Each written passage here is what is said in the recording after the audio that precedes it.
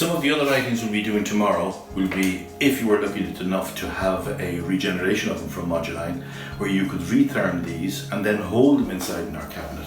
So we'll be doing pies tomorrow. We'll be doing what they call here beef, spare ribs, beef, salmon, pies, and of course our vegetables and so on.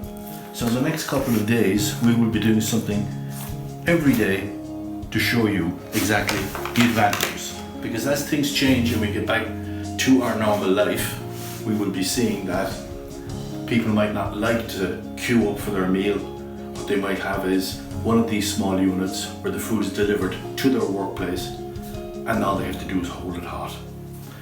Any kind of food can be held hot. We'll be doing vacuum holding hot. We have soups. We'll be doing the pies holding hot. We'll be doing plated meals.